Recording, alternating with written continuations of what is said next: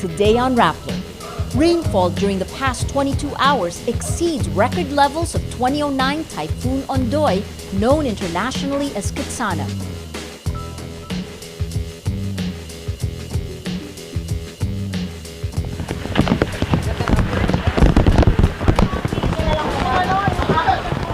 Non-stop rain triggers a landslide in Fairview.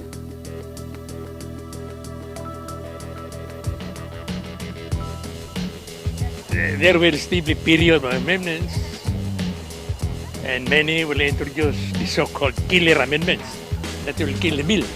And reproductive health bill critics vow to inject killer amendments to dilute the bill.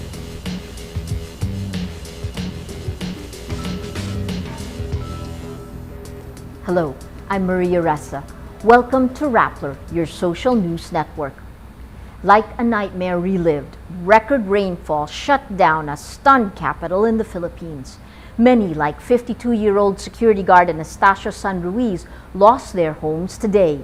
While finishing his shift, his children text him their home is underwater. By the time he gets out of work, his family is trapped on the roof. He stops to get food he carefully wraps in plastic, then wades through the water to go home. Crossing dirty waters, this is what the day was like for many across Manila.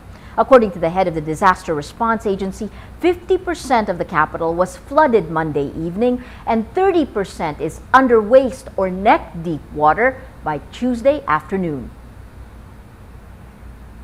Rainfall during the past 22 hours exceeds the record levels of 2009's Tropical Storm Ondoy, international name Kitsana. From 4:45 p.m. on Monday to 3 p.m. Tuesday, 472 millimeter of rain falls. This is more than the 455 millimeter 24-hour accumulated rainfall during Tropical Storm Kitsana. An enhanced southwest monsoon is causing the nonstop rain drenching large parts of Luzon. It's expected to continue for the next 24 hours. At least 15 people are dead and one missing as torrential rain triggers a landslide and widespread flooding.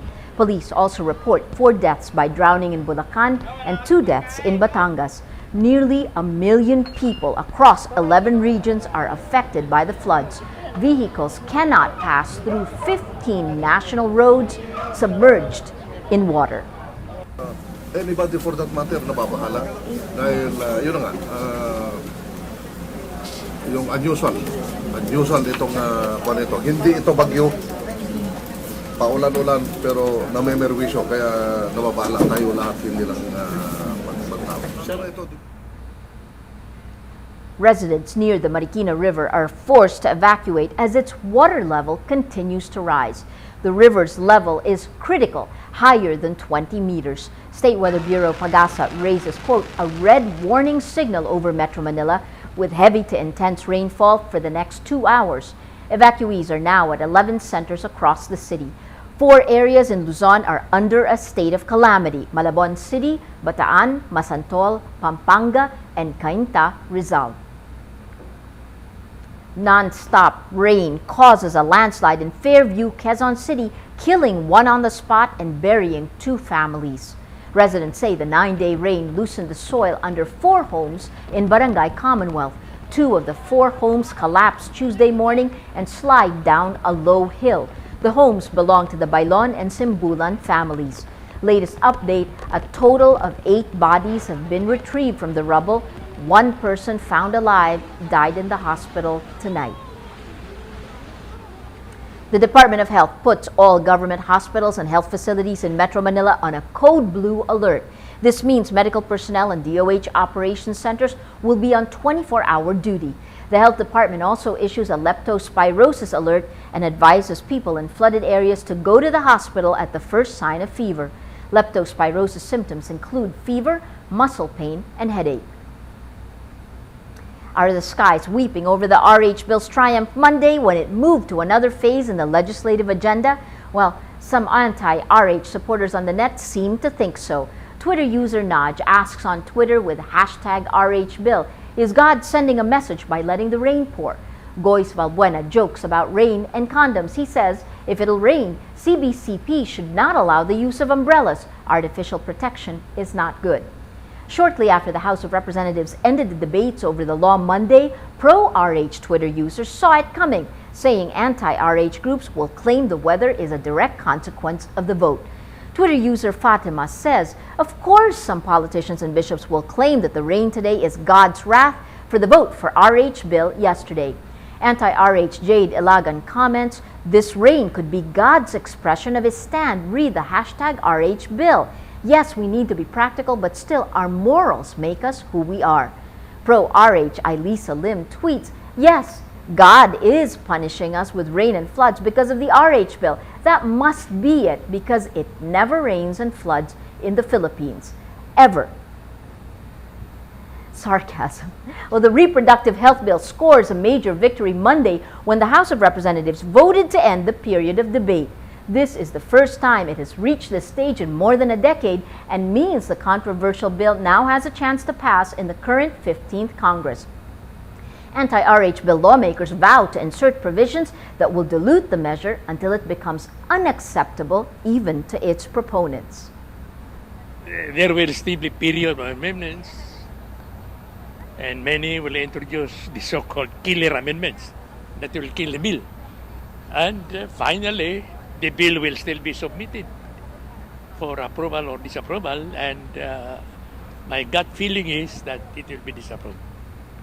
On Monday, RH bill principal author Albay Representative Edsa Lagman says advocates are, quote, at the threshold of victory. He hopes to get the measure passed within the month. Former Health Secretary Alberto Romualdez says the vote on Monday sends a clear signal to the Catholic Church, which vigorously opposes the bill. I consider this a historic moment when our Congress demonstrated that it is truly a democratic institution, contrary to what many conservative Catholics believe. What Catholic bishops want, they do not necessarily get. Okay? Because democracy is a democracy, whether or not you're a Catholic. Syria's prime minister joins the rebel movement and accuses President Bashar al-Assad of carrying out genocide against his own people. Riyad Hijab is now the highest-ranking official to flee al-Assad's regime when he crossed into Jordan Sunday night. In a statement, Hijab announces his defection from, quote, a regime of killing and terror. The defection comes as government forces prepare to launch an assault on rebels in Aleppo.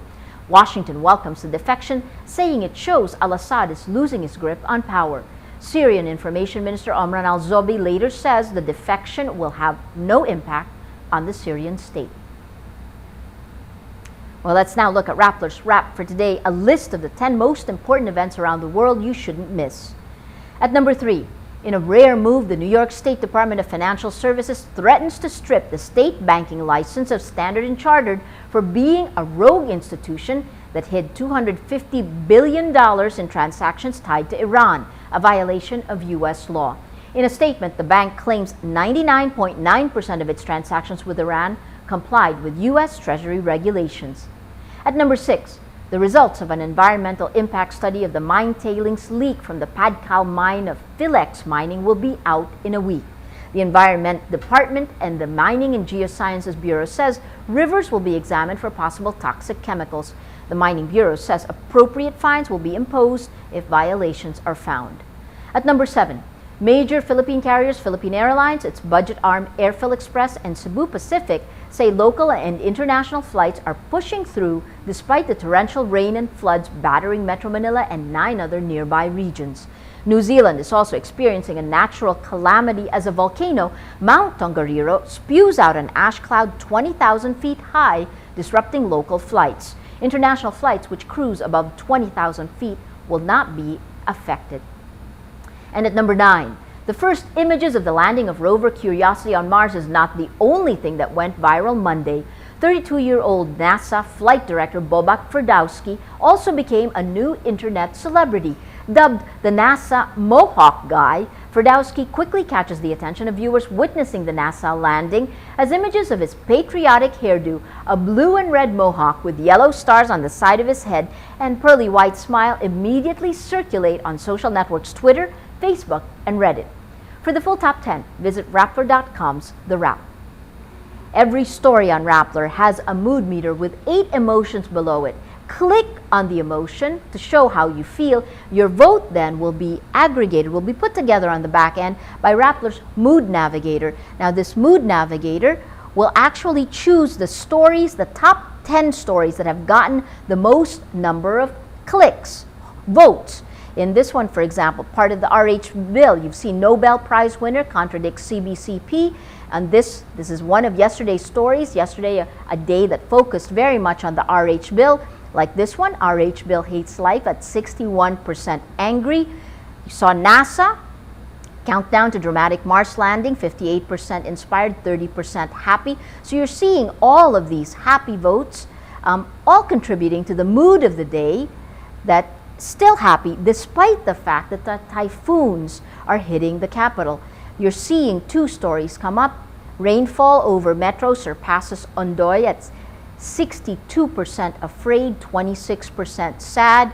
And a crowdsourced netizens report floods in Metro Manila, 57% afraid, 30% sad. But even strangely here, you see a 5% happy vote that goes to the emotion that's gotten the most number of votes, happy. Well, that's Rappler's Newscast for today, Tuesday, August 7, 2012. Visit Rappler.com and watch our newscast Monday to Friday. Tell us how you feel on our mood meter. Vote, and you'll see the yellow, afraid, most likely move forward as the rains continue. I'm Maria Ressa. As we say at Rappler, tomorrow begins today.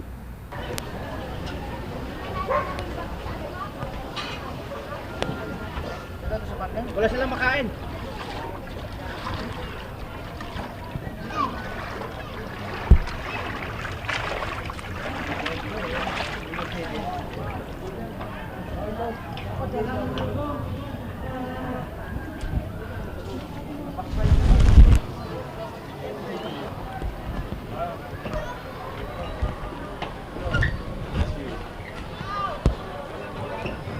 No, wala kami pagkain, no?